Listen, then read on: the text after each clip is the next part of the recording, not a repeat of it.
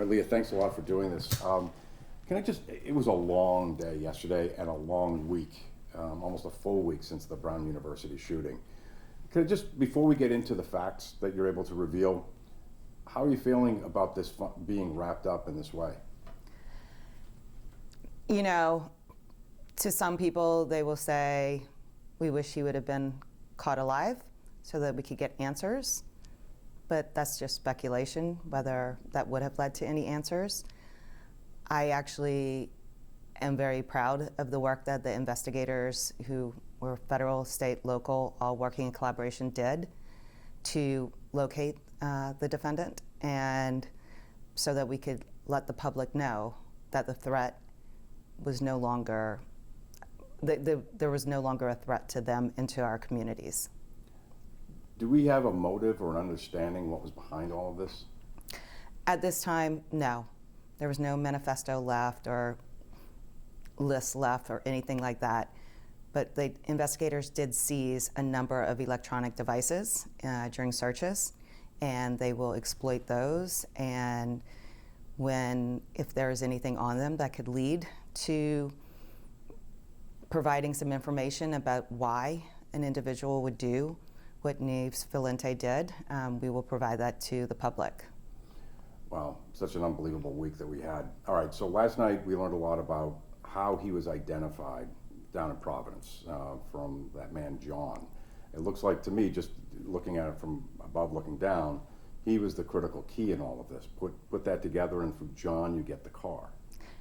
Yes, in investigations, when investigators are trying to identify a suspect, they always implore the public to come forward with any information they have. It could be helpful, or it could have nothing to do with the investigation, but there's a reason why they implore the public to come forward. And in this case, the person provided very critical information that was able to lead to the identification of Neves Valente and where he was located. Just taking a step back before Brown University shooting, when did this guy come to the United States? When did this man come up to New England? Our information is that in November, he came up to New England and has been in the area since then. He rented hotel rooms in Boston in the week around Thanksgiving, and he also rented a car from Enterprise right down the street on December 1st. And so we know he had been here since then. All right, so just one car? Did he have that car the whole time? He had the car, but then he changed the plates on the car. And after the Brown shootings, he changed the plates to an unregistered Maine plate. This took some planning, didn't it? I mean, he had to have. We know he's a smart man because of his education. We know, in Lisbon, we'll get into that in a little bit, but we just know that he trained in physics. Smart man, maybe didn't get the degrees, but we know he has a mind and he's intelligent. And it also looks like there was a lot of pre-planning going into what happened here. Absolutely. He was very careful to not leave a footprint where he didn't want it to be left. He used a phone that prevented law enforcement from being able to track it in real time. He used lots of, the different the plates that he had on his car that he would switch out. And he didn't have a social online presence, which would allow us to track where he was at certain locations, or what his interests were, or what he was planning. He flew in to New England from Miami? Yes. And do we know about where he was living? I've heard Miami, I've heard Las Vegas. Is that still being worked on now? My understanding is he definitely had a residence in South Florida. And I've also heard references to Las Vegas in the Nevada area, but I have no confirmation on that. And he's been living in places like that for 20, 25 years, not here in New England. Well, my understanding is he just came to the country in 2017. And so, but investigators right now, the manhunt is over, but the investigation is not. And investigators will continue to comb through all of the evidence that they have collected thus far, and also try to figure out if there's anything else that could lead to information. And that's not to identify the shooters at Brown and in Brookline, because we know it was him, but hopefully to give the victims' families some information that could help them understand why he did what he did. So you're just as invested in finding a motive as everyone is interested in hearing what that motive was. Yes. All right, so going back now to the shooting at Brown, tragic thing, and we saw what happened down there. But that happens on Saturday, and in the last 24, 48 hours, he was linked to the murder on Monday, the following Monday, of the MIT professor in Brookline. How was that link established?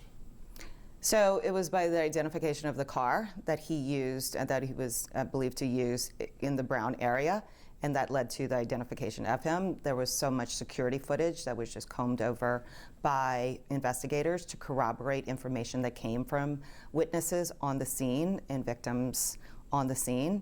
And then they realized that he had come to Massachusetts, and the day of the shooting, prior to the shooting, he is captured on a security camera and footage from it, wearing very distinct clothing. And then the reports, and it was right in the vicinity of the professor's residence. And then he's seen leaving after the shooting, and then he drives directly to the storage facility in New Hampshire, which he had rented, and swipes in with a card that he had, which documents that he had entered the facility. And is he ever seen alive after that? No. That's Monday night. Yes. When do you think he committed suicide? So there is going to be an autopsy performed to determine when the cause of death, when the death occurred, but it definitely wasn't last night. It wasn't last night, so No. He may have killed himself right after the professor's murder. There's no video of him ever leaving the storage facility after he entered at approximately 9:45 p.m. on the 15th, and there's no activity on his card that he entered again after that. The actual murder of the professor, you mentioned a distinctive outfit. I heard it was a reflective vest. Yes. What can you tell me about, what do we know about the murder of the MIT professor? So we know that he was shot at point blank, and But did he follow the professor and shoot him? Did he ring the doorbell? How did that happen? I don't know all of the details. My understanding is that it was at the professor's residence and in the doorway. And he was wearing a reflective vest. So when he's leaving, he is seen wearing a reflective vest. And when the searches that have been conducted since last night, investigators have found a lot of evidence that it's going to be examined, not only for ballistics matches, but also for DNA. But there were 2 firearms that were recovered, hundreds of rounds of ammunition. There were also some spent casings that were found, and lots of other evidence that leads us to conclude without doubt that he is the person who shot and killed both the Brown students and the professor. I heard that the reflective vest was also recovered from the storage unit. That is correct, along with body armor. Wow. How do we know anything about the guns, where the guns came from, where he bought all this ammunition? There were 2 Glocks that were recovered. My understanding is that they were purchased in Florida. And the ammunition? Ammunition is, again, they're going to examine it, Right. but there were hundreds of rounds. And there was also, strangely, a receipt from a shooting range in New Hampshire in late November. Wow. Put that together for me.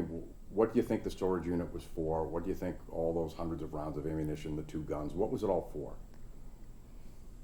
As the evidence right now is laid out, this was very premeditated. He had a plan, and he did not want that plan to fail.